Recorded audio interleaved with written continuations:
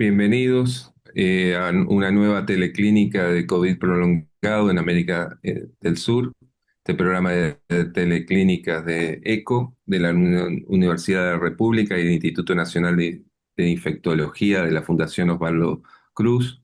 Está dirigido a personal de salud de todos los niveles de atención, especialistas, investigadores, personal de gestión y áreas especializadas, diferentes efectores. Los coordinadores de este programa, simplemente lo recordamos, el doctor Henry Cohen de ECO, Facultad de Medicina UDELAR, la doctora María Pía Diniz Ribeiro, del Instituto Nacional de Infectología de Fiocruz, la doctora Mariana Guidado, de la Cátedra de Enfermedades Infecciosas de la Facultad de Medicina, el doctor Federico Roca de la Clínica Médica 2 y quienes habla Fernando Tomasina de Salud Ocupacional de la Facultad de Medicina. Hoy tenemos dos invitados de lujo sobre estudios del impacto de COVID prolongado en el cerebro, la cognición y la salud mental. Son los doctores Martín Belsusen y Marcela Broco, ambos del CONICET, del Instituto de Ciencia Física y del Instituto de Investigación Biotecnológica de la Universidad Nacional de San Martín, Argentina.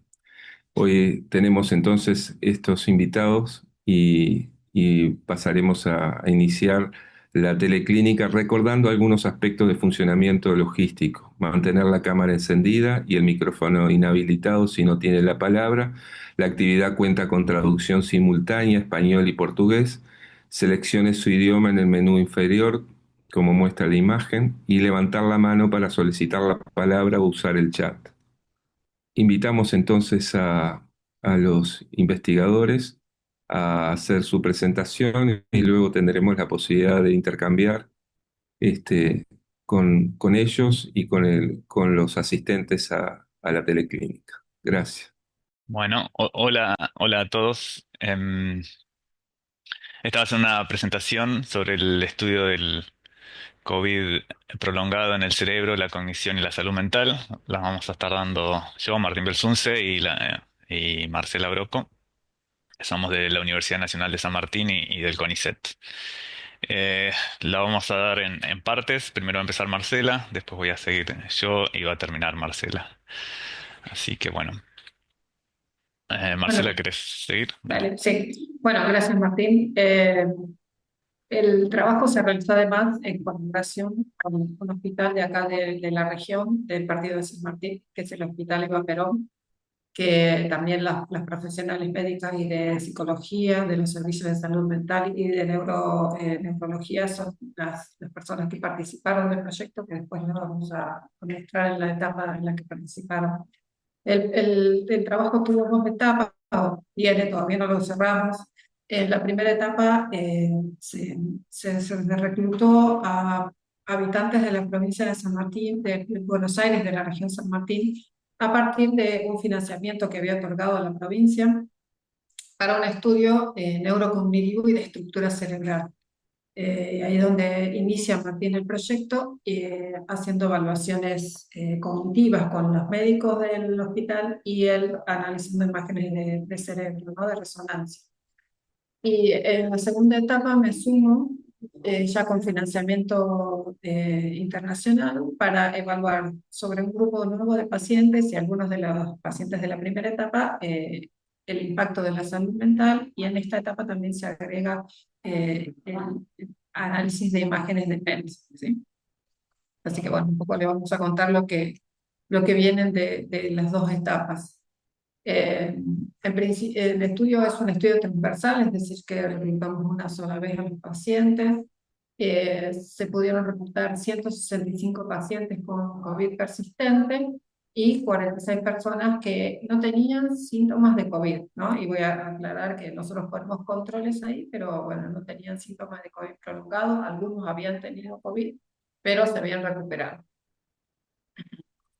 Entonces, los criterios de exclusión para nosotros fueron que tuvieran síntomas por más de 12 semanas después de la infección, su edad era entre 30 y 65 años, y que no tuvieran ningún otro trastorno neurológico o psiquiátrico y que pudiera hacerse la resonancia.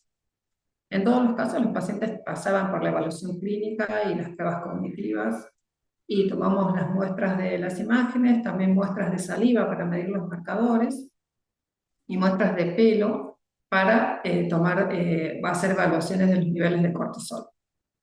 Y todo esto, bueno, significó el armado de un equipo interdisciplinario. Martín es ingeniero, yo soy bioquímica, bueno, participamos médicas, psicólogas, los técnicos para el equipo de resonancia y biotecnólogos también. Así que, bueno, aprender a dialogar entre nosotros también fue parte de la experiencia de este proyecto. Siguiente. Entonces, de todos los síntomas que ya en esta teleclínica seguramente se han mencionado del COVID persistente, nosotros nos enfocamos en los síntomas neurológicos y nuestros pacientes, bueno, entre los síntomas principales hablamos de la fatiga, problemas de sueño, problemas de pérdida de memoria, déficit de atención, disfunción cognitiva y problemas de salud mental. Como todos sabemos, no hay manera de diagnosticar inequívocamente porque todos estos síntomas están presentes en otras patologías con mayor o menor prevalencia, digamos, y no hay marcadores, no hay biomarcadores, uno no puede tomar una muestra de sangre y analizar y determinar que la persona está atravesando un COVID persistente, de modo que sin ninguna de estas dos cosas es difícil encontrar tratamiento. En Argentina en particular, no hay clínicas de COVID persistente, así que los pacientes no tienen a dónde ir, van a los servicios de neurología, pero en general no encuentran mucha respuesta, así que también eso fue una motivación para llevar adelante este estudio. Bueno, ahora sigo yo. Les cuento un poco cómo fue el diseño experimental y los pasos que siguió cada uno de los voluntarios. Eh, bueno, como mencionamos antes, diseñamos un estudio que incluía pacientes con síntomas cognitivos luego de una infección con COVID y que estos síntomas persistían. Los síntomas que incluimos fue problemas de memoria, falta de concentración, brain fog, principalmente esos, niebla mental, que sería brain fog. Y bueno, y los controles que simplemente eran personas que podían haber tenido COVID o no, pero se recuperaron normalmente y siguieron su vida normal. Bueno, cada uno de estos voluntarios, tantos controles como pacientes con COVID, primero pasaban por una evaluación clínica realizada por la neuróloga de nuestro equipo, la doctora Michuli. Luego llenaban unos cuestionarios demográficos y también algunas escalas estandarizadas que evaluamos calidad de vida relacionada con salud, evaluamos sueño, evaluamos fatiga a través de escalas. Luego pasaban a la evaluación cognitiva que la realizaba la psicóloga del equipo, Laura Margulis. Y ahí incluimos una batería de test cognitivos enfocados principalmente en funciones ejecutivas que parecían ser las más afectadas en los pacientes de COVID prolongado. Y eso incluyó el Train Making Test, MoCA, Stroop, y el Digit Span Number. Son test estándar para funciones ejecutivas que tienen que ver con la velocidad de ejecución, memoria, capacidad de concentración y procesar información. Bueno, luego que hacían todo eso, le tomábamos una muestra de saliva y pelo para evaluar los biomarcadores, que eso lo hizo Marcela con su equipo. Vale aclarar que esto de toda esta cadena, de esta secuencia de pasos, este es el único que solo se hizo en la segunda etapa. Entonces, para esta variable tenemos más o menos la mitad, un poco más de la mitad de los participantes que realizaron esta etapa. Luego de la saliva, hacíamos la adquisición de resonancia magnética con un protocolo que permite ver distintas cosas, cambios estructurales en el cerebro, como también cambios en la perfusión, o la detección de lesiones de materia blanca, por ejemplo, que está relacionado con inflamación. Y por último, hicimos todo el análisis de datos, explorando cómo verán de toda de esta secuencia, hay muchos datos para analizar, así que bueno, eso es lo que estuvimos haciendo y seguimos haciendo al momento de actualmente. Bueno, lo del reclutamiento de los voluntarios se hizo en la provincia de Buenos Aires, principalmente en San Martín, que es el municipio donde está la universidad y el hospital. Y lo que facilitó mucho el reclutamiento fue que a través del Ministerio de Salud de la provincia se envió un mail a todos los infectados con COVID durante la pandemia, diciéndole que si tenían síntomas persistentes, síntomas particularmente cognitivos, llenaran un formulario. Inmediatamente después que se mandó el mail, al otro día ya teníamos 800 personas que habían llenado eso. O sea que eso muestra un poco la problemática, que antes de este mail a nosotros nos costaba un poco encontrar las personas, los voluntarios, pero esto muestra que era cuestión de afinar la forma de buscarlo y que había mucha gente que sentía que había cambiado después de una infección de COVID. Bueno, de estos 850 reclutamos 250, hubo algunas bajas por distintas razones. Pueden ser porque no se podían hacer la resonancia o porque tenían algún otro antecedente de salud incompatible con el estudio. De esos quedaron 224, que fueron los que pasaron por todos los pasos. Entonces, viendo los primeros resultados demográficos y de calidad de vida de nuestra corte, vimos que la mayoría eran mujeres. Esto va en línea con muchos otros estudios de COVID prolongado. Pero bueno, es sabido que también las mujeres tienen mayor tendencia a participar en estudios y también a buscar atención médica, entonces puede haber que haya un sesgo por ese lado y no solo sea una mayor incidencia en mujeres. Respecto de calidad de vida, vimos que había varias dimensiones muy afectadas. Para esto usamos el EuroQoL con 5 dimensiones y 5 niveles. Es un test que mide calidad de vida relacionada con salud. En estos gráficos de torta, arriba tenemos los controles, abajo los COVID prolongado. Básicamente el azul es que no tienen problemas. Y esto mide 5 dimensiones: movilidad, cuidado personal, actividades cotidianas, dolor o malestar, y ansiedad y depresión. Lo que vimos es que en los COVID prolongados tenían varias de estas dimensiones muy afectadas, particularmente las actividades cotidianas. También tenían dolor y también tenían la mayoría ansiedad y depresión. Eh, pero respecto de ansiedad y depresión, también los controles tenían, aunque la incidencia era menor. Y después otro que es un síntoma muy característico del COVID prolongado es la fatiga. Teníamos que 60% de los pacientes de COVID prolongado tenían fatiga y 20% fatiga extrema, comparado con solo 29% en los controles que tenían fatiga. Y este, bueno, es uno de los síntomas que los pacientes más reportaban y más se quejaban: niveles de energía y también los problemas de memoria. Bueno, eso es un poco en cuanto a la calidad de vida, que notamos que realmente los pacientes tenían dificultades para llevar a cabo su vida diaria, digamos, y esto es un resultado importante de nuestro trabajo. Luego, respecto a evaluaciones cognitivas, acá en estos box plots, los rojos son los controles, los azules de long COVID.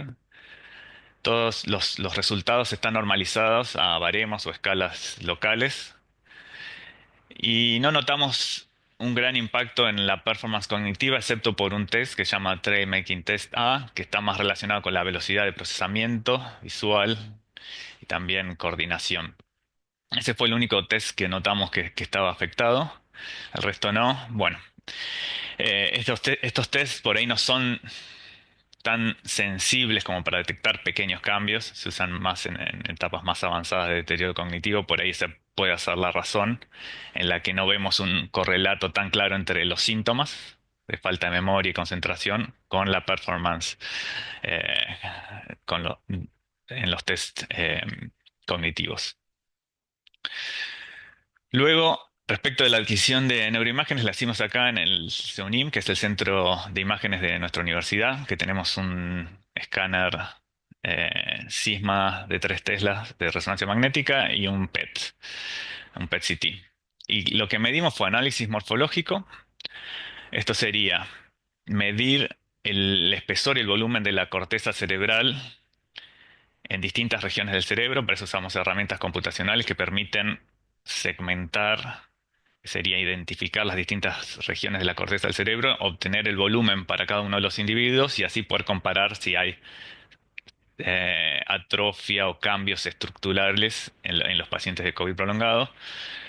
Otra imagen que usamos es para segmentación de hiperintensidades, o sea, son lesiones en la materia blanca, que eso es característico en neuroinflamación. Acá en esta imagen de la derecha vemos una imagen FLAIR que permite medir eso y cómo las lesiones, que son esas eh, hiperintensidades o regiones muy brillantes en la imagen, están segmentadas también con una herramienta computacional. Después también medimos metabolismo del cerebro haciendo PET a solo 30 voluntarios y medimos la perfusión en el cerebro usando una técnica bastante nueva que se llama ASL, que es de resonancia magnética y que no requiere contraste.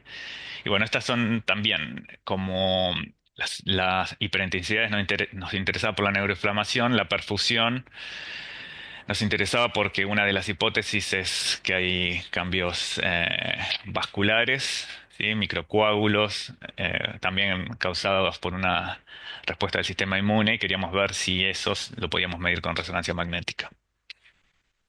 Entonces, el primer análisis que hicimos, que es el análisis de resonancia estructural, que básicamente usando la herramienta que mencioné antes para medir regiones del cerebro, tanto en volumen como espesor de la corteza, notamos que los pacientes con COVID prolongado tenían disminuidas ciertas regiones, particularmente el cerebelo y los giros linguales y postcentral, son los que se destacaron.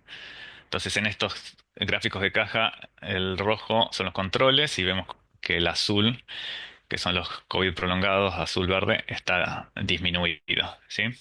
Respecto de lesiones de materia blanca, no notamos grandes diferencias. Parte de estos resultados, para la primera etapa, ya los publicamos en BMC Neurology, así que si quieren verlos más en detalle, pueden acceder a ese paper.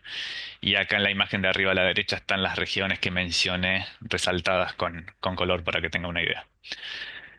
Bueno, este fue el análisis inicial y más sencillo, pero bueno, acá es un análisis un poco más complejo que se llama un análisis de clusters, que es una técnica de machine learning que me permite separar, tratar de encontrar fenotipos dentro de un grupo.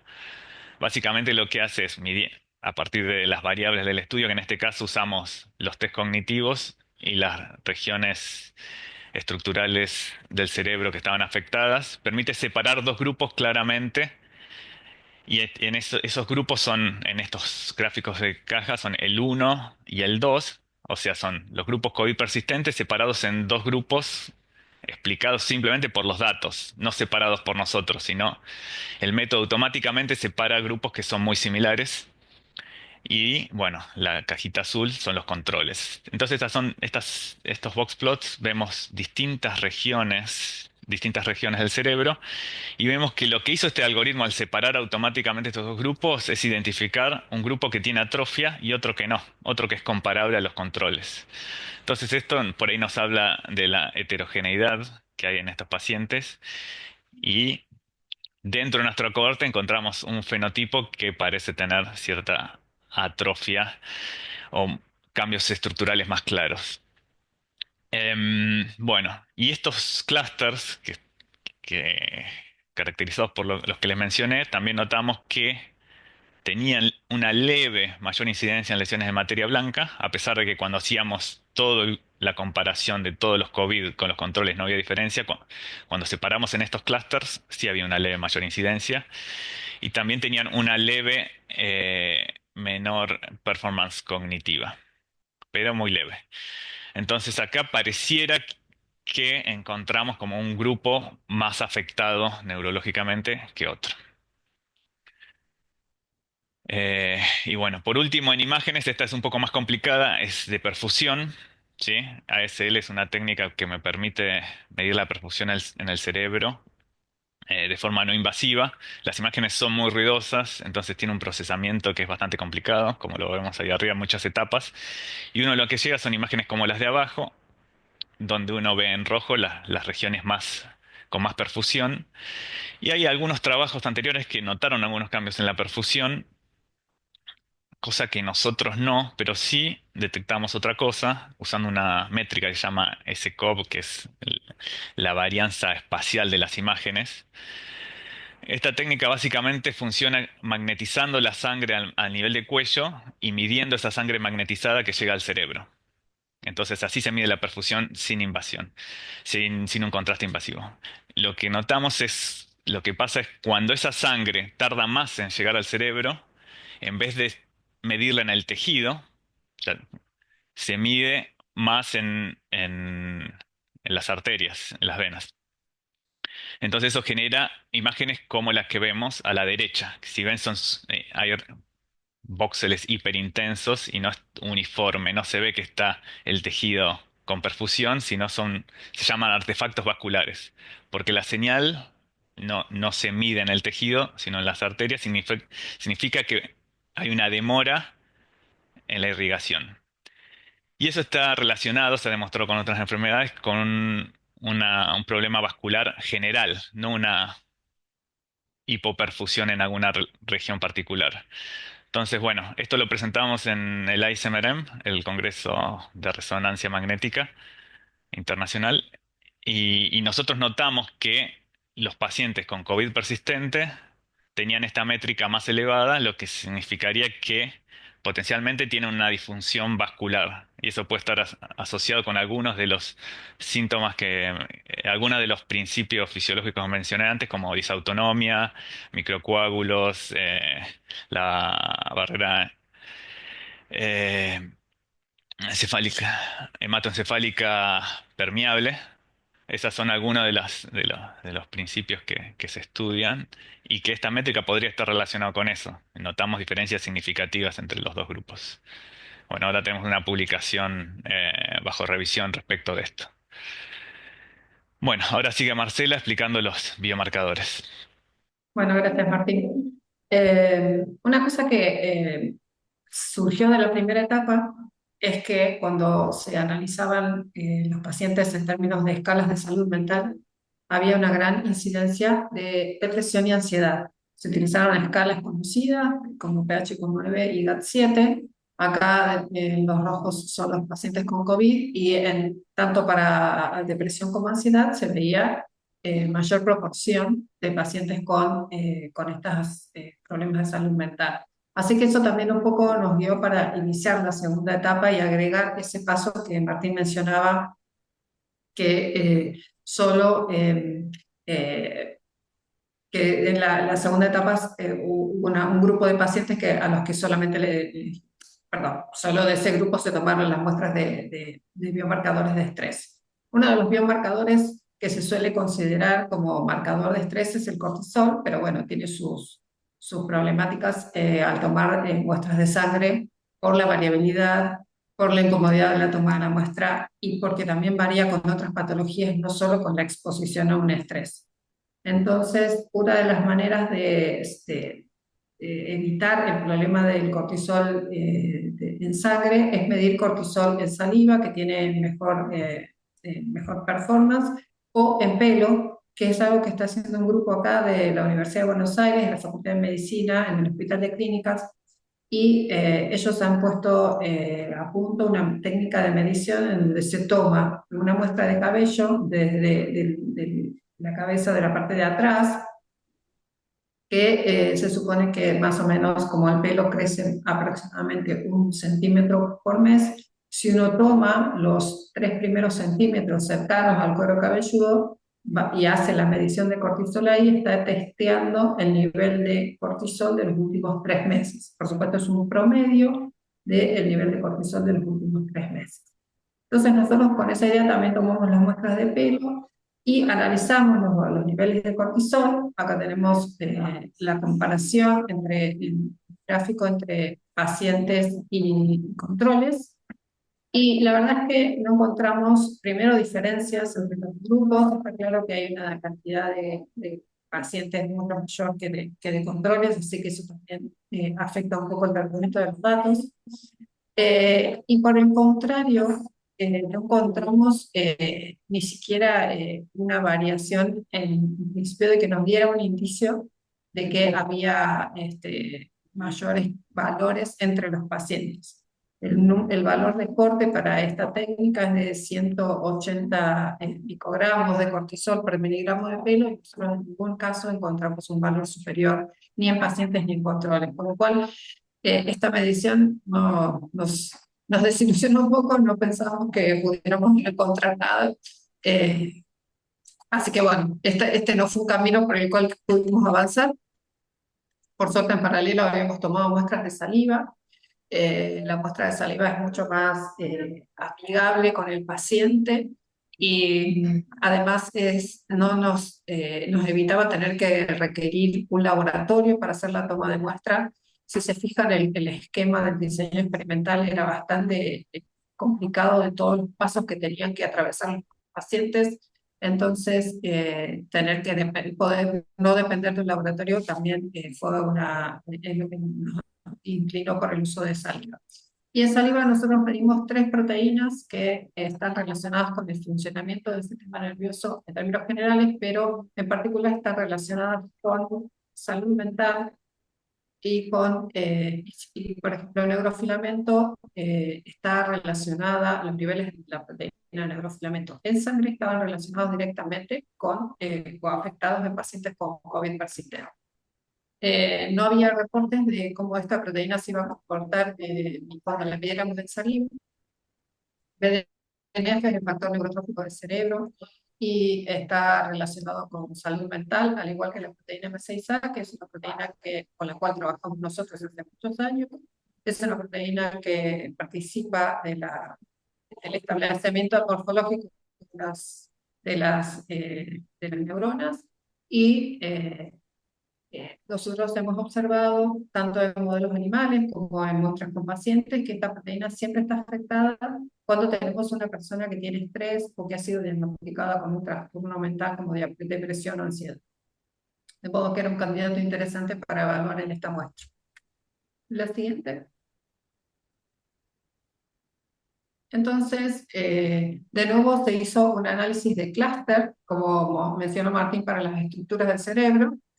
Y acá lo que se integró, digamos, fue el resultado de las escalas de depresión y ansiedad con el resultado de las proteínas que les acabo de mencionar, medidas en la saliva.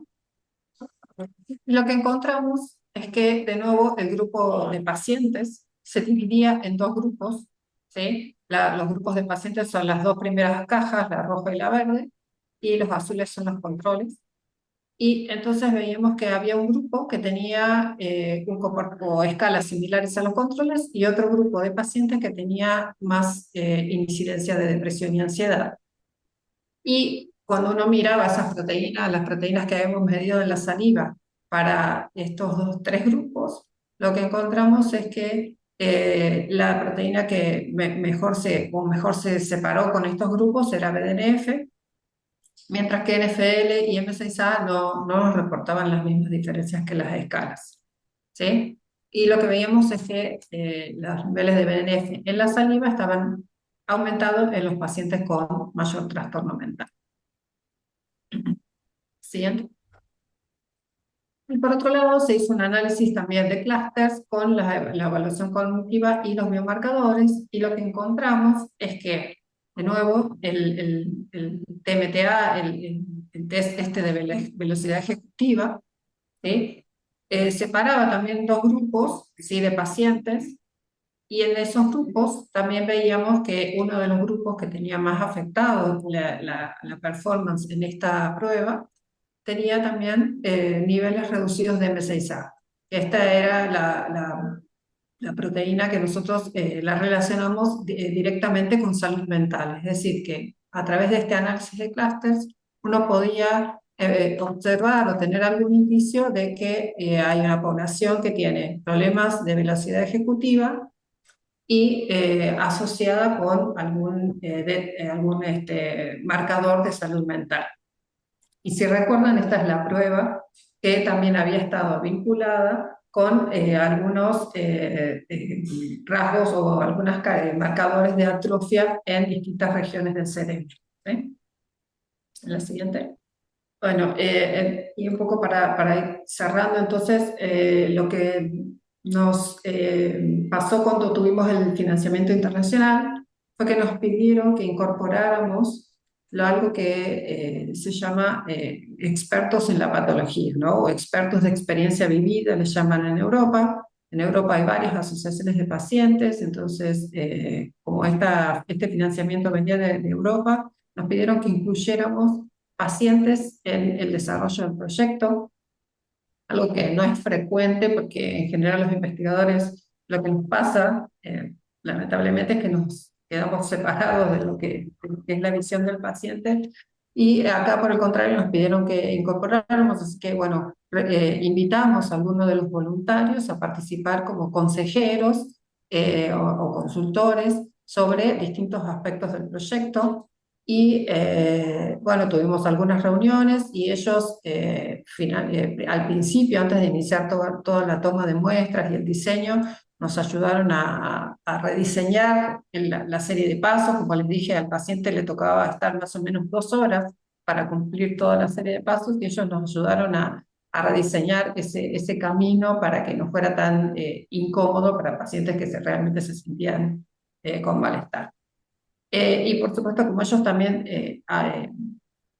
trabajan para difundir la patología, tienen personas conocidas con patología que fueron también reclutadas y pacientes o familiares que no tienen la patología también fueron invitados a participar, que era lo que necesitábamos para tener control. Y por supuesto también nos ayudaron perdón, nos ayudaron a divulgar sobre la patología en distintos eventos. Así que una de las frases que ellos más nos hicieron hacer hincapié, que podemos retomar en la discusión, es que no los tratemos como enfermos con patología mental o con patología neurológica solamente, sino que ellos sienten o quieren que realmente demostremos, o nos pedían que demostremos que esto, lo que ellos estaban sintiendo era por la infección que habían tenido, que no los estaban en general tratando de diagnosticar adecuadamente y solamente los estaban tratando como enfermos psiquiátricos. Esperaban que nuestra investigación contribuyera a eso, a evitar eso. Ahora sí, Martín, perdón. Entonces, para concluir, bueno, este trabajo consistió en la recopilación de datos únicos para países de la región de bajos ingresos. San Martín está en un lugar donde hay bastante población de bajos ingresos.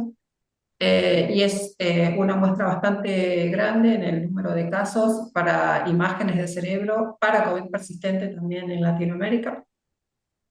El proyecto de trabajo cuenta con la incorporación de los expertos en la patología, que son ni más ni menos que pacientes. Y a partir del análisis de los datos integrados, encontramos que, bueno, que con tanta variabilidad de síntomas había mucha variabilidad en todas las mediciones que hicimos, que gran parte de las mediciones nos mostraron que la calidad de vida de estos pacientes está muy afectada. Y encontramos alguna relación entre atrofia, marcador de salud mental y desempeño cognitivo. Todavía resta seguir analizando todos los datos como para elaborar alguna conclusión más contundente. Muchísimas gracias por su atención. Gracias Marcela, gracias Martín en la presentación. Bueno, ahora abrimos el intercambio. No sé, Mariana, si querés hacer algún comentario antes de abrir el intercambio. Muy interesante hasta ahora la presentación. Creo que nos genera muchos desafíos. Vemos el COVID realmente y la pandemia como con la complejidad, este, con la complejidad que ha tenido de impacto no solo biológico, sino social y capacidad. Un elemento que de la investigación surge sin duda es el aspecto de la dificultad para el cumplimiento de algunas habilidades de la vida diaria y el impacto en lo laboral. Personalmente lo veo también como causa de discapacidad realmente funcional. Mariana, ahora sí creo que Hola, perdón, no me podía desmutear. La verdad, excelente la presentación y el trabajo que están haciendo, así que antes que nada agradecerles y felicitarles, porque la verdad es que es muy bueno el trabajo y creo que muchas de las cosas que comentaron son dificultades que todos vemos, ¿no? Digo, por un lado, de la parte de las dificultades cognitivas y el brain fog como una de las quejas principales de las personas, como síntoma persistente del COVID. Creo que en ese sentido bien interesante la dificultad por un lado en reclutar pacientes o incluir pacientes de una manera y cómo al abrirlo en las redes a que las personas sean las que se este, zambullan de alguna manera en reconocerse como integrantes de las personas que tienen dificultades luego del COVID, aumentó tanto la convocatoria, ¿no? Qué impresionante cómo a veces, digo eso, yo que hago práctica clínica, ahora le hace reflexionar sobre a veces la dificultad que tenemos los clínicos cuando no tenemos, sobre todo, respuestas claras para dar o para interpretar en poder darle a los síntomas ese lugar. Digo, porque a veces es una de las dificultades que me parece que nos enfrentamos, que es que los propios médicos podamos ver o darle relevancia a algunos síntomas que presentan las personas en vinculación con síntomas post-COVID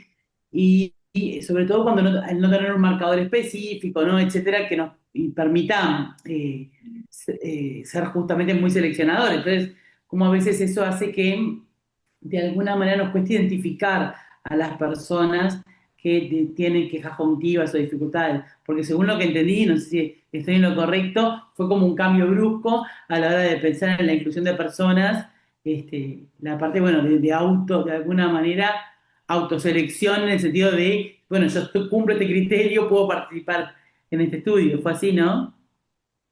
Claro, sí, sí, fue así. De hecho, al principio por ahí buscábamos reclutarlos a través del hospital, de gente que vaya a verse al hospital eh, por los síntomas que tenían, y ahí era muy poquito lo que reclutábamos.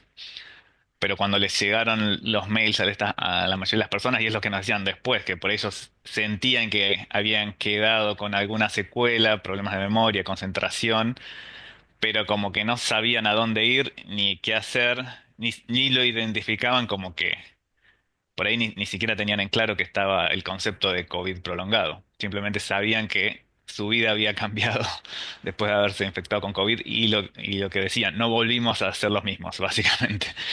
Entonces cuando les llegó ese mail convocándolos, dijeron, ah, bueno, esto es lo que me pasa a mí, básicamente. Sí, incluso después de las notas en La Nación, que fue por donde Verónica nos encontró, un par de personas, o cada vez que sale una nota, siempre recibo correos, me pasa esto y no sé dónde ir, sobre todo del interior de Argentina. Eh, y bueno, lamentablemente nosotros tampoco tenemos muchas herramientas para darles, ¿no? Porque no sabemos, no tenemos en claro en qué servicio exactamente hay médico entrenado para identificar a los pacientes. Eso es lo que nos ha pasado. Sí, claro, incluso me parece también que tiene mucha relevancia ver cómo el Euroqol muestra una afectación de la calidad de vida, que después es difícil en los test que buscan específicamente cosas identificarlo, pero la persona, y eso es lo que uno ve muchas veces, que las personas ven afectada su calidad de vida, bueno, esto que decían, no soy el mismo, ¿no? Mucho tiempo después, porque bueno, más allá del tiempo que lleve a recuperarse o que este recupere puede ser más lento, cómo hay personas a las que esto les ha cambiado la calidad de vida. Y qué difícil es a veces poder identificar claramente a estas personas, por parte, por lo menos, de quienes hacemos clínica, y hacer, bueno, un diagnóstico más preciso en ese sentido, ¿no? Una de nuestras voluntarias es ingeniera. Bueno, que ahí Fernando decía la pérdida laboral, ella tuvo que dejar de trabajar, como varios de nuestros pacientes. Y entonces, con su mente o su formación de ingeniera, fue registrando sus síntomas, su evolución, la medicación que tomaba, la que no tomaba, si la cambiaba, lo que sea. Y no pudo encontrar algo constante en cuando se iba a sentir mal, digamos. Ella siente ve que es cíclico, pero que no puede predecirlo, digamos. No hay sensaciones en su cuerpo que le ayuden a predecir cuándo va a venir. Sí sabe que es cíclico y no sabe cuánto le va a durar, pero sabe que en algún momento se va a recuperar, va a poder salir y volver a retomar su rutina más o menos, ¿no? Pero o sea que también eso hace que para la persona por ahí también sea difícil de darse cuenta si encaja, si podría encajar en este diagnóstico. Pero sí, como decía Martín, evidentemente hubo la gente que se que se contactó por el mail, era gente que había estado en el registro de la provincia como paciente de COVID durante las primeras olas de contagios. Y bueno, varios, evidentemente, cerca de 1000 personas contestaron diciendo, a mí me pasaron. Y en las cosas de calidad de vida también la inclusión de los pacientes, digo, por esto que decían de lo que les pedían de alguna manera, de la inclusión de la visión de los pacientes, que es una cosa muy interesante. Nosotros tenemos planificado una actividad un poco con la visión de las personas, o sea, que a veces esa cuota que no estamos tan acostumbrados de incluir en forma capaz que sistemática de la visión, no de las comunidades, sino de las personas afectadas Sí, sí, específicamente.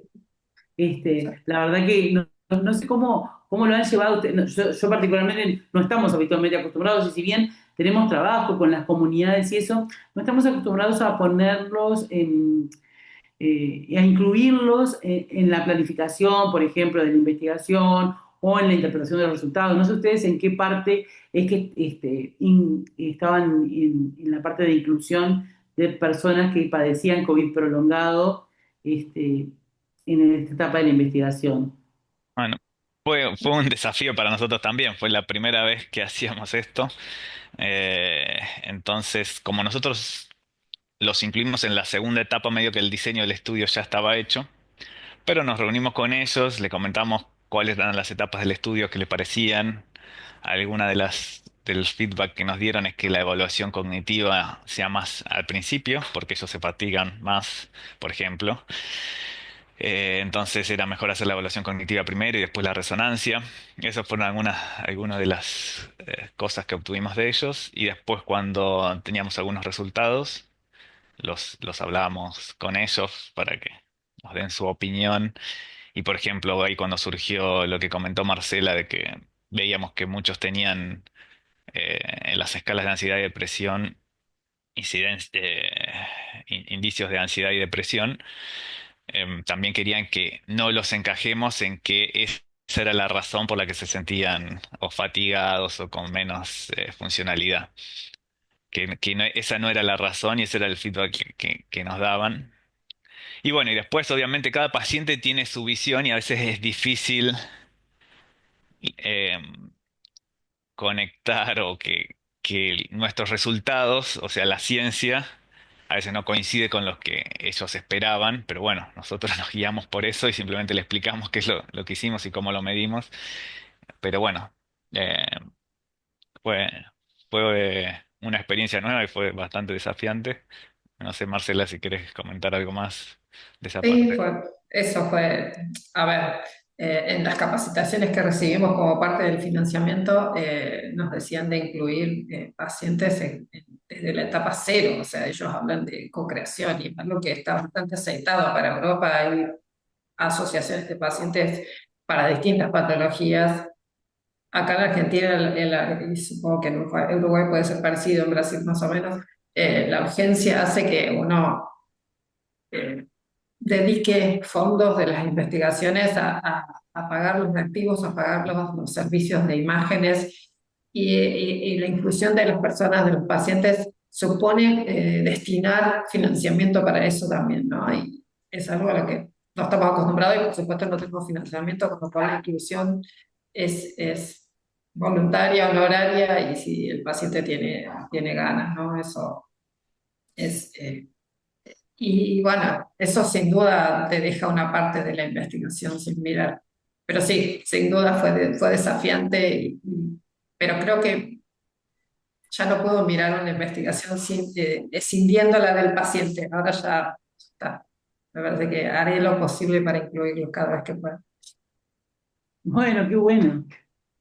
Creo que tendría que ser una práctica que empecemos a incorporar, capaz Ujú, que, ujú. digo, pensándolo en lo individual, nosotros habitualmente no lo tenemos en forma sistemática. Y tengo una pregunta muy concreta. ¿Los elementos de ansiedad y depresión tenían vínculo con los fenotipos que encontraron en las neuroimágenes, que vincularon las neuroimágenes o fueron independientes? ¿En eso había una vinculación o no, digamos? Perdón, capaz Eh, que no sé si lo buscaron. no, sí, sí lo buscamos, pero no, en ese caso los fenotipos de cambios estructurales no mostraban diferencias claras en las escalas de ansiedad y depresión. Sí mostraba una leve diferencia entre los clústeres en la evaluación cognitiva, pero no en ansiedad y depresión.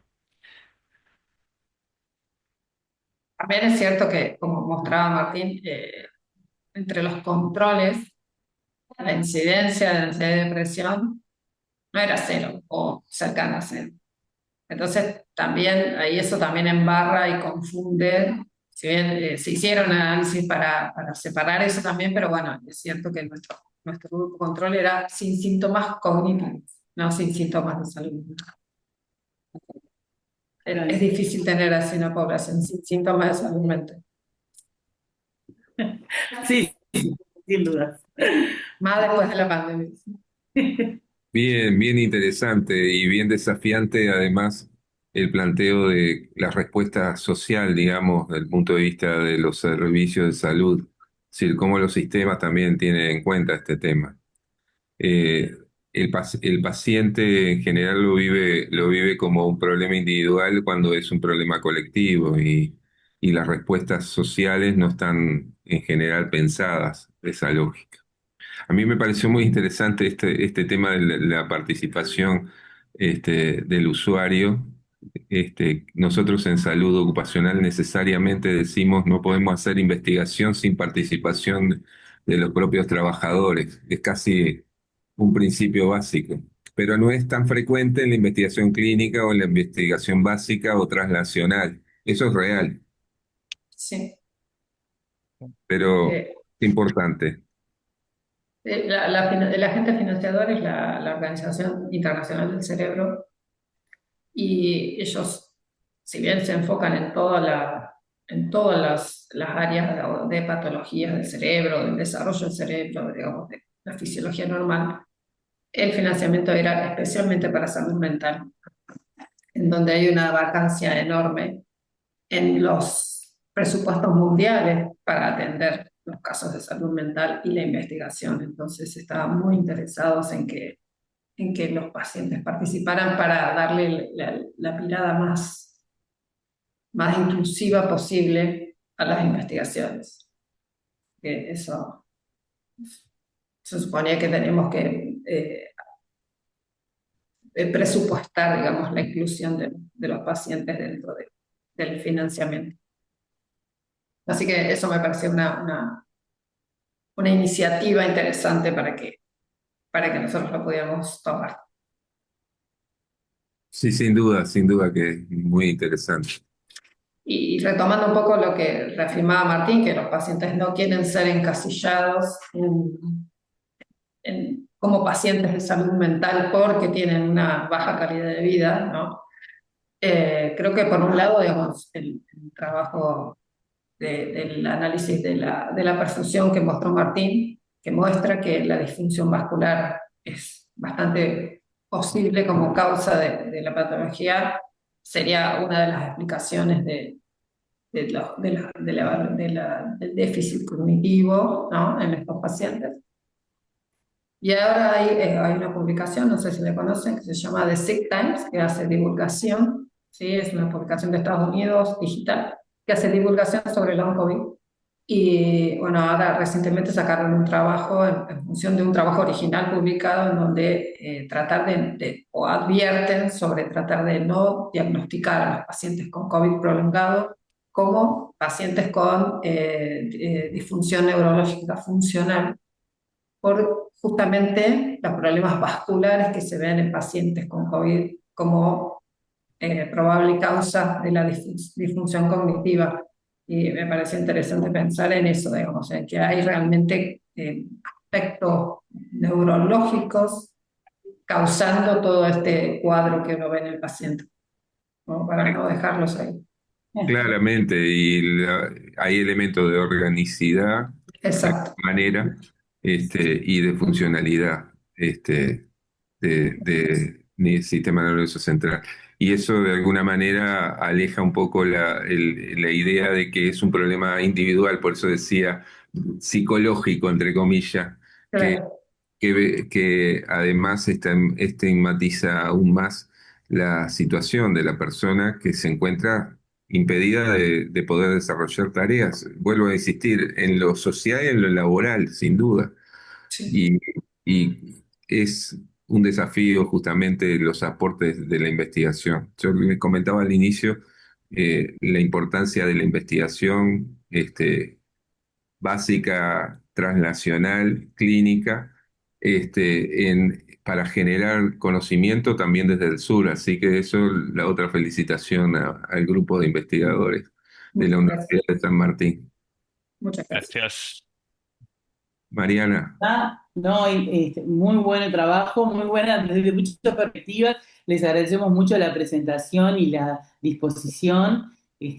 Además de las felicitaciones, los mejores augurios para estas nuevas publicaciones que están en marcha, que la verdad que creo que aportan como es necesario para la construcción de un saber que creo que todavía recién se está desarrollando respecto tanto a la parte diagnóstica como, bueno, a poder pensar en posibilidades terapéuticas que puedan como mejorar también la calidad de vida de estas personas que están afectadas por esta patología. Así que Sin dudas. agradecerles y felicitarlos de mi parte.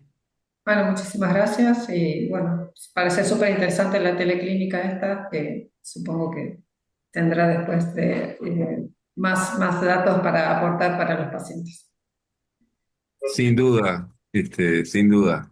Les recordamos a los usuarios habituales de la teleclínica que, a diferencia de lo habitual, el próximo lunes tenemos una nueva teleclínica. En ese sentido, ahí en la pantalla se está inmunización contra SARS-CoV-2 como factor protector de COVID prolongado. Creo algo de esto también estábamos hablando antes de la teleclínica con Martín, y con Marcela sobre la importancia de la vacunación. Había algún dato también. Sí, Este, que acá, digamos, una de las cosas es la vacunación con proteínas, con vacunas de proteínas, que es la que se desarrolló acá en Argentina, con la vacuna ARVAC, que a diferencia de las vacunas ARNA pueden ser mucho más tolerables, sobre todo en pacientes con long COVID.